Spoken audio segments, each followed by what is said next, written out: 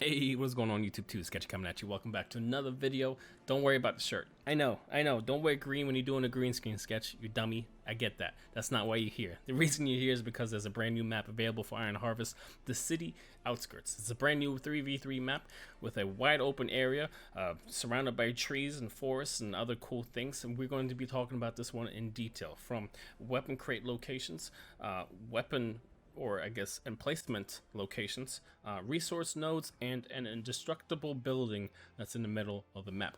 Besides that, I have a quick announcement that I need to make. Here's my announcement button. You ready? I hope to see you October 17th, which we are going to be streaming the 1v1 Iron Harvest League hosted by the Iron Harvest community themselves.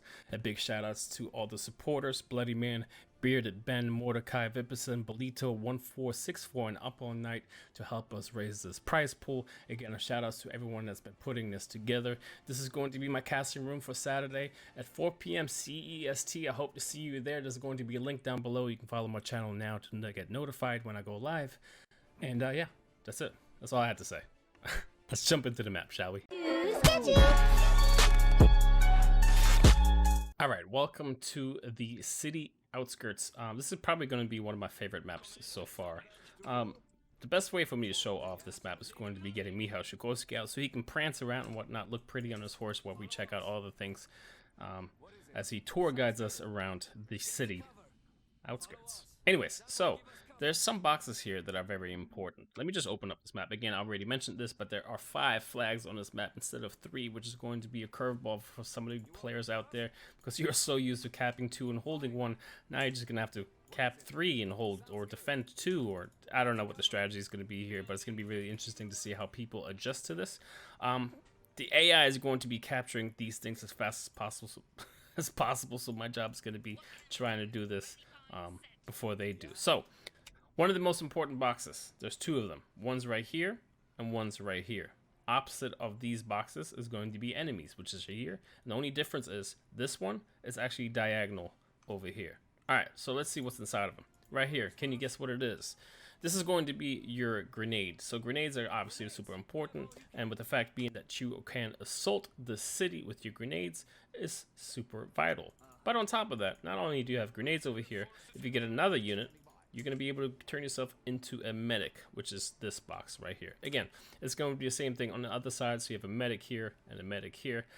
Despite having a medic and a grenadier, there might be another thing you want to check out, which I'm going to show you in a second. Is pretty new to 3v3 maps because it hasn't really been made available to us yet. And there you have it. There's a mortar on this side. There's going to be a mortar on this side as well. So there's 2 mortars on this map. I think it's pretty cool, actually. I think Polania is going to do really well on this map, being that there's a lot of cover here, there's a lot of crevices, a lot of ledges you can hide behind, and then you have free mortars you can get into, which is pretty cool. On the other side of the map, as Michał Sikorsky came out and scouted it out for us, you have an AT cannon. So opposite from that, exactly the same thing, AT cannon for the enemy. And then mirroring what we had on the right side, all the way towards the left, again, right here in this little corner by this first flag, you're going to have yourself a medic box as well. So the only remaining items that we need to see is towards the middle. But we kind of missed this right here. Where did this come from? It spawns right here where it's at. So the AI picks it up and just turns it around. There's another one of these. I don't know if I'm going to make it in time, but it's right here. I'm pretty sure the AI is there already because we were talking way too slow. Yep, the AI took it, and there he is. All right, so this box, not this box, but this heavy MG is located right behind this building right here. So you have 2 MGs, 2 mortars, and 2 ATs, which is a lot. Again, so this box, this is going to be your AT gunner, and then, like I said, diagonal from that is going to be your AT gunner for your enemies. There's one more thing we need to talk about, besides the fact that there are 5 flags, a bunch of resources. This building right here. This is one of the only buildings, whether you have a Tur, Gulai Gorot, doesn't really matter how big your mech is, this is one of the buildings that cannot be destroyed. It is a line of sight blocker. It is indestructible. It is essentially a bunker within itself. No, you cannot get in it. There's a Zeppelin in there, so it's too big. But yeah, just know that this building is indestructible. It is smack dab in the middle. It is a great line of sight blocker. For example, having artillery back here, knowing that you're going to get flanked, you can put flanking defenses over here, like a bunker, another mech, for example, whatever you want, you know you're going to be safe. Besides this line of sight blocker, you have another line of defense, which is right behind it. It's a ledge. I know that sounds intense. It is super mega gamer, but there's a ledge here. All right, this ledge is going to be able to allow you to not only put defenses on this side, whether it's another artillery piece, but pretty much give you vision of this flag and defend this flag for good, essentially. You're not gonna have any problems defending this because it's gonna be really hard for the enemy to step up unless, you know, you're getting your ass kicked a little bit and they're able to push you that far back. Exactly the same thing on the other side of the map. There's a little ledge here. Defending this flag shouldn't be too hard. So like I said, you have the mortar available to you. You can poke out the other mortar. There's some nice locations you can put this guy. The important part about the right side of the map is going to be the amount of flags that you have. So right side is going to be pretty important if you try to overtake the enemy with victory points, because there's two flags pretty close to each other, right? So 1, 2 right here. The other two maps are, like I already mentioned, kind of blocked by this house. So getting these defended is going to be very vital. And I think, like I already mentioned in the beginning or a couple minutes ago, defending this with an artillery piece shouldn't be too hard. And you have houses you can get into. It's pretty easy to defend it. On the other side of the map, essentially, there's more of a 1v1 happening all the way over here.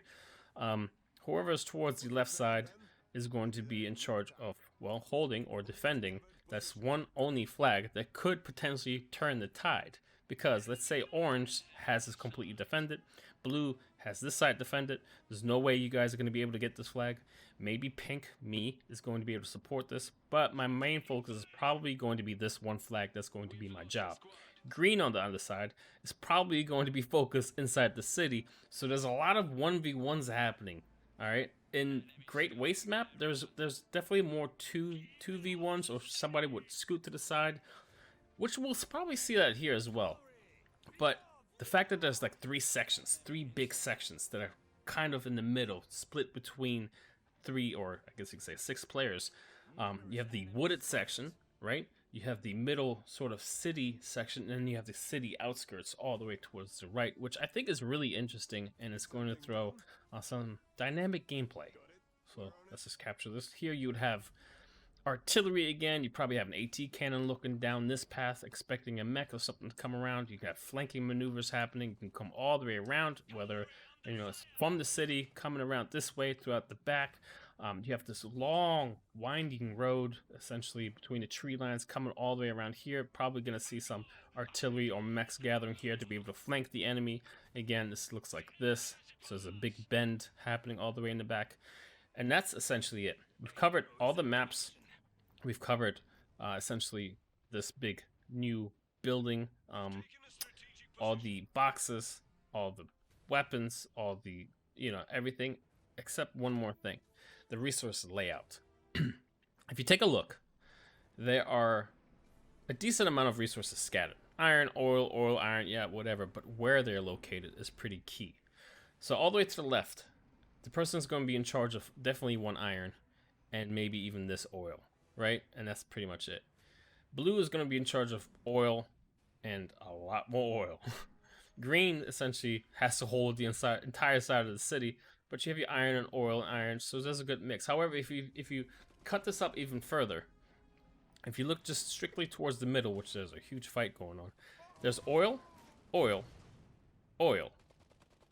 There's a lot of oil in the middle. That's what I'm trying to say. And it's going to be contested. There's no iron that's actually contested besides this one all the way over here. And I don't think that's going to be a big focus point. The focus is obviously get your big mechs out, get that oil going, and then start fighting. Here you have some oil that's very, very contested, especially throughout the middle of the map. Smack dab in the middle, there's actually a big oil pump here, which is going to be pretty hard to hold because, well, you're constantly going to get harassed. And this is the only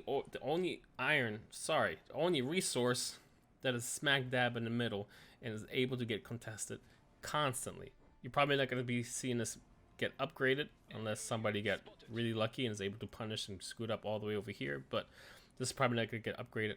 These definitely should get upgraded that are within your, I guess, radius of your headquarters. But oil, I mean, that is exactly what you want. Oil inside the city. There's a lot of oil potential. There's going to be a lot of mechs walking around this city. So that's it. That's all I wanted to showcase. I think you got the point. This is going to be a pretty cool map. I love the layout. I love the structure. I love the colors. I think it's cool. There's some urban going on. There's some city going on here. There's like a town on this side. And I think it's pretty cool. There's some lanes you guys are going to be fighting in like this, which is elevated as well. Oh yeah, I should mention this, by the way. There's some elevation points where these ramps meet. So there's going to be some defensive postures if you are offensive or defensive, even maybe even putting wires down.